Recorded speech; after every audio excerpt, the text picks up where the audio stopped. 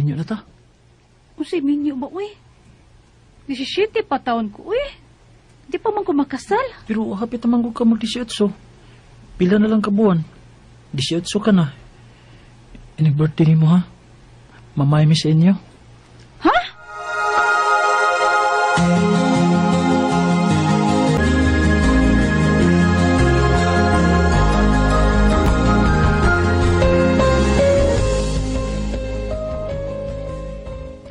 May gabi ninyo, pre.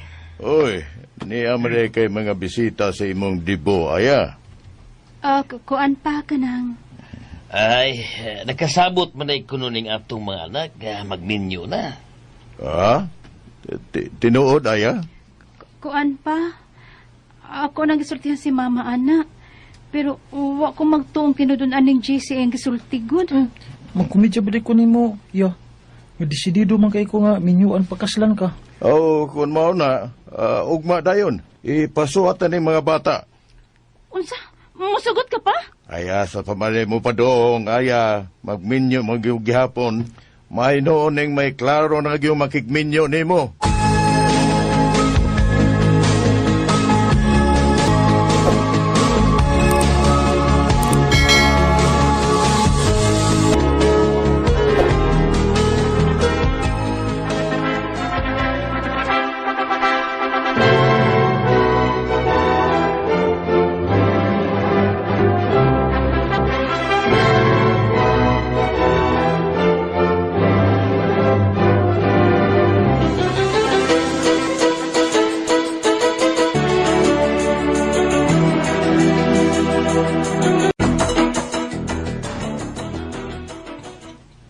Be, usa ka tuig naman ta kapinso ka nagminyo. O maghapon ka mamabdos.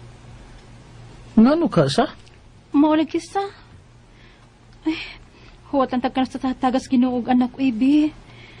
Muabot sa lagi nato ng makabaton tag-anak.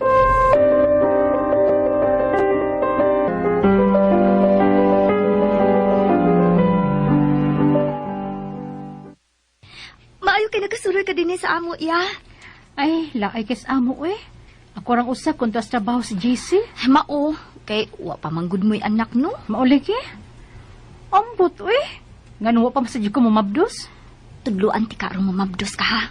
Ha? Unsa man?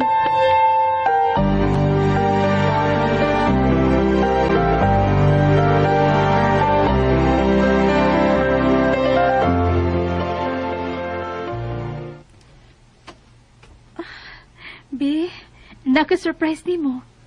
Ha? Unsa man na? Mabdos na ko. Ha? Mabdos na ka? Yes! May umabot at ang anak, be!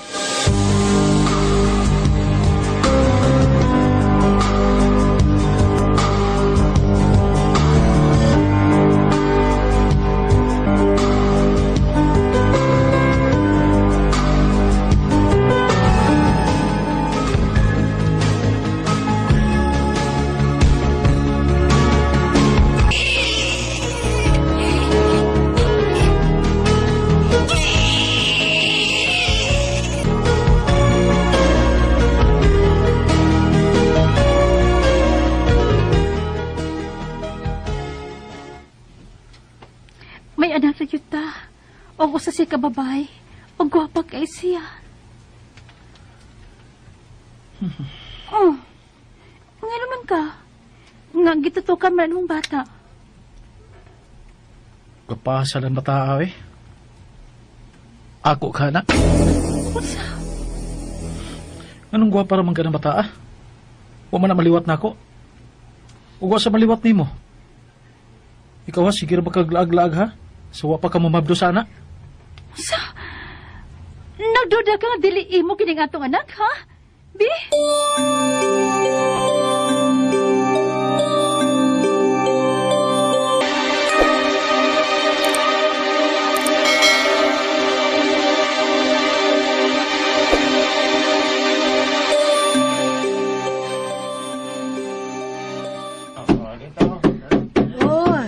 Hapit naman di ay mahumaning bahay ninyo ni JC, aya. O lagi ma? Ay, nagbahay na lang yun, mi. Kay, tulo na biyan ng anak naman ni JC. Pagpulos babae. Kinahanag may kwarto-kwarto yun, mi. Oh, tulo na ang inyong anak. Apan usaray giangko ni JC ana nga iya. Ma, Yabag usahay og utok ng bana nimo sa. Unya, baliwa rasad nimo ng ingnon ka anak niya, no? Pakawaw man na sa imong dungog. oh. Pasag din na si mo, eh. Usahay, iya mo ganang hinubugod. Kung magkasulti siya gingon ana, mong di lang ako tagdun. Ay, matuod, si Nining ba nga kung manghod? Ano naman papuyas amo, eh? Kay layo na kitong ato. Kung uli pa siya gikas sa eskwelahan. Ya, mas dool maning amo. Kay, wa sa may katabang si JC Tinisbay. Okay kauban. Sakto si JC to sa trabaho. Oh, Sige na lang, ma. nala, sige. Malipay si Nining ni Ana.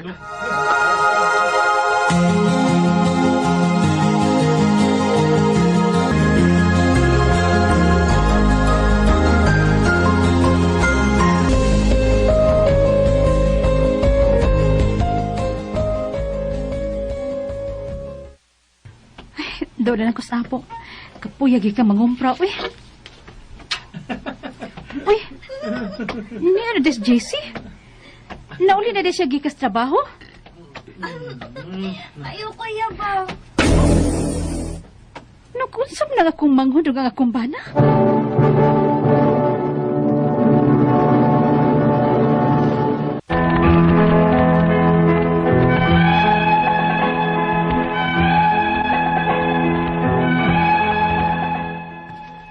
May namatikdan ko sa mga lihok sa kumbana ug akong manghod nga akong gipapuyo sa amo.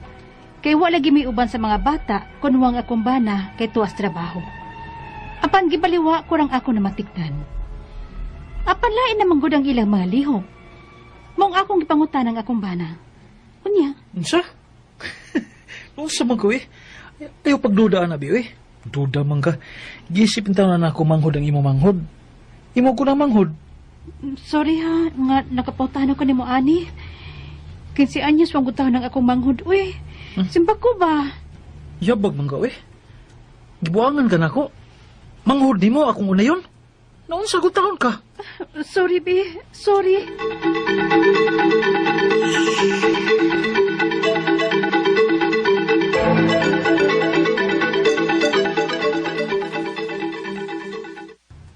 Ha? Nganong papaulion mong kunin mo sa ato, Ate Aya? Basta lang. Alam mo na pag-study ni sa amo, ha? Okay? Ate.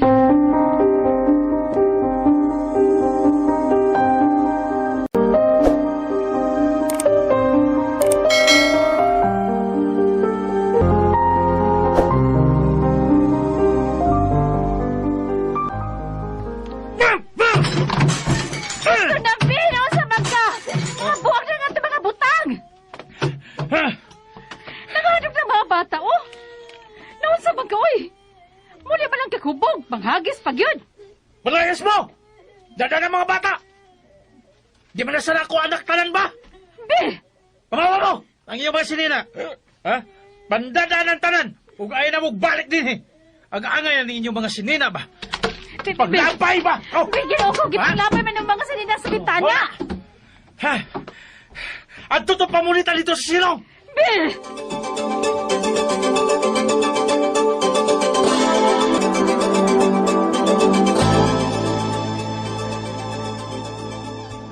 Asa na, Miss JC? Wala man mauli. Kami pa yagi palayas. Magaag naong eh. JC! Oh, Gawas niya! ano pa man doon? Perting isuga. Yan ang magha. Oh, madamo nga no, Aya. Naabtan ko ang imong pana o ang imong manghod nga sinining sa bahay nga pulos hubo. Unsa? Nakasibat ang karaho mong bana. Pero dili na ko siya lungan. Ikiha ko yun siya o grape. Mubilanggo yun siya kay minor di edad pa ang imong manghod nga sinining nga iyang gihilabtan. Kinuo ko.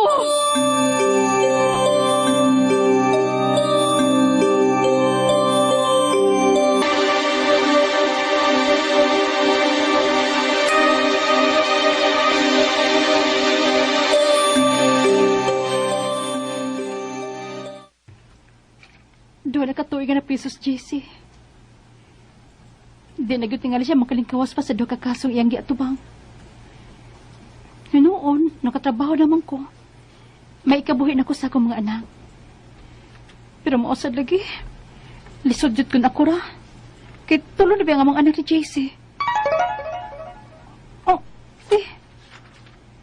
text gikan sa pera padala. Si Edwin.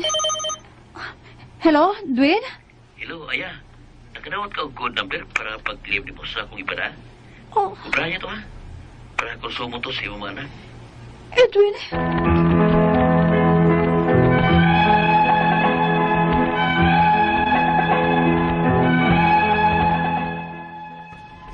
Duha ka tuig na priso ang akong bana ug mailaing lalaki nga nakakuha sa akong atensyon, si Edwin. Buotan siya ug todo suporta siya sa akong mga anak. Bisan dili ni iyang mga anak. Ug happy mi sa among relasyon. Ang akong pangutana mo kining mosunod. Unang pangutana, duha na ka tuig nga napriso ang akong bana. May kagawasan pa bang akong bana sa duha ka kaso nga iyang giatubang tungod sa pag-rape niya sa akong manghod nga usa ka minor de edad? Ikaduhang pangutana, kung pananglit may lain akong kaipon, makiha ba na akong bana kung makagawas siya sa pisuhan nga nakasama siya sa among kaminyuon tungod sa pag-rape niya sa akong manghod? Ikatulong pangutana, gipakawawan ko kaniadto sa akong bana. Sa tulo na mo ka anak, usara yang giangkon nga iya. Pwede ko ba siya ireklamo, anak, kung pananglit argabyado gyud siya nga may lain akong karelasyon? Ikaw pa to katapusan, o sa may akong buhaton, aron makalingkawas ko sa akong kaminyoon sa akong bana. Kibuotan mo sa guning akong gikarelasyon karon, ug todo suporta sa akong mga anak, bisag dili iyang mga anak. Palihog tabangit-tabagi ko, kini nga akong suliran, Aya. Maayong adlaw mga suking tigpaminaw, kini si Attorney Elaine Bathan. Og ako ang mohatag ninyo og tambag, tubag, solusyon, kalinawan sa inyong mga pangutana o mga problema na may punto legal, personal, mga problema ninyo sa inyong mga kapika, sa inyong mga hinigugma din ha. Unsa pa na inyong mga problema, ayaw gyud mo pagduha-duha. Ipadala na ang inyong suwat sa suliran_612@yahoo.com or sa ato ang Facebook account nga kiniyang akong suliran official writers page. Pwede sad atong ipadala sa 3rd floor Jose R. Martinez Building, Osmeña Boulevard, Cebu City. Punto legal ta karong adlawaan ato ang letter sender gikan sa Dumaguete City. Ato ang letter sender tawgon nato sa pangalan nga si Aya. Si Aya ning suwat ni kay naminyo si Aya pagkasayo 18 years old. Una permirong dako kaayo ug gusto niya. Tuig kapin nga wa sila ka anak ug kay walay anak, may panahon nga mulaag siya hangtod nga namabdo siya, nalipay sila apan pagkatawo sa bata, wa kini ang kuna sa iyahang bana. Kay gwapa ra kuno kaayo ang bata ug wala maliwat nilang duha. Paskang kaamaw. Gibali wala na lang to niya hangtod nga niabot gyud nga tulo ang ilahang anak. Hangtod nga nakadesisyon si Aya sa ilaha papuyon ang iyahang manghod nga 15 years old nga nagskwela kay kauban sila sa balay sa iyahang mga anak kung tua sa trabaho ang iyahang bana. Apan napatikdan niya nga lain maglihok ang duha. Maong iyang gipapauli ang iyahang manghod sa ilaha og agay. Dinha niya nasakpan no sa iyahang amahan ang iyahang bana og ang iyahang manghod. Pastilan pulos naghubo. Gipapriso sa iyang amahan ang iyang bana ug duha ka tuig kining napriso kay gikarelasyon man sa iyaha igsuon. Karon na poy laing kapuyo si Aya nga todo suporta pud sa iyang mga anak. Unang pangutana, duha na ka tuig nga napriso ang akong bana. May kagawasan pa ba ang akong bana sa duha ka kaso nga iyang giatubang tungod sa pag-rape niya sa akong manghod nga usa ka minor de edad. Okay, nganong matingala-tingali mo mga sukintig paminaw nga ang giingon aning ato ang letter sender si Aya nga rape ang kaso, nga klaro man sa iyahang suwat nga naagid sila'y relasyon, wa po to atong panahon na nga naghubo sila, way nakitang gipwersa, no? Ang igsuon, tungod kay minor de edad man siya. No? Now, tungod kung minor de edad gani ni siya, mga higala, minor de edad gani, makikilawas ka, makonsidered manggod ng rape. Munang mubinuang na sila sa una nga, klaruha sa nahag 18 banagdi, kay may nalang ng 18. Kaysa sa minor de edad, nabulilyaso ta, balihon ta, wag gitay daganan. So, mauna nga, kaso nga rape ang napasaka niya tungod kay minor man, minor de edad man. So, ang rape manggod, dako manggod na siya, gyud pod og silot, no? Di man ganita makapiyansa kung kaso nga rape ang ato ang giatubang. So, maningkamot ta nga mapawalang sala na siya, and hopefully ma-absuelto or ma-dismiss ang iyahang kaso. Pero kung pananglitan gyud nga masilutan gyud siya, meaning ma-convicted siya, guilty beyond reasonable doubt, aw maglisod gyud ta kay mo serbisyo gyud siyang sentensya didto sud prisuhan, ha? Ikaduhang pangutana, kung pananglit may lain akong kaipon, makihab ako sa akong bana kung mukagawas na siya sa prisuhan. Kay nakasala man siya sa among kaminyoon tungod sa pagpang-rape niya sa akong manghod. Okay, Aya, tinuod nga nakasa ang imuhang bana. Kaso lang, di man pud ka pwede nga mangita og lain, mangabit ka or makigrelasyon kag lain nga dili nimo bana kay minyo pa man ka. Unya ang kanang pagkakonbikto sa usa ka tawo, di man na usa sa mga mahimong rason para mahimo kang libre, ma-free ka sa imuhang kaminyoon or mahimo kang single. O gusto ka makig-ipon, o gusto ka makigrelasyon, pagpaanal sa imong kasal. No? Dili man na pwede, di man na siya rason, di na nimo mahimong justification nga mangita kag lain or makigrelasyon kag lain kay siya'y nanguna, siya'y nangabit, dili man. Kay sayop, no? Naman kay imuhang own tulubagon. So for as long as naa ka dinha, sulod sa imuhang kaminyoon, wa ka na anal, then magpabili ang imuhang mga obligasyon on your own, maski pag nakasa ang imuhang kapikas. Ikatulong pangutana, gipakauwawan ko kani adto sa akong bana. Sa tulo na mo ka anak, usara ang iyang giangkon nga iya. Pwede ko ba siyang ireklamo, ana? Kung pananglip argabyado gyud siya, nga may lain kong karelasyon, aya ka nang humana mana. Nganong imo manang ireklamo pa, unya kanang wa ko'y nakitaan ba unless giabusaran ka, unless wa ka suportahi, nagpuyo pa man mo ato, nangabit lang, no? Pero when it comes to katong mga panahon na murang, dili na gyud kaayo ko mo advice, kay murang dugay na kaayong panahon, o murag wa man pug ka naapektahan kaayo ato, no? Kay okay man ka, no? Naka-move on man kaday.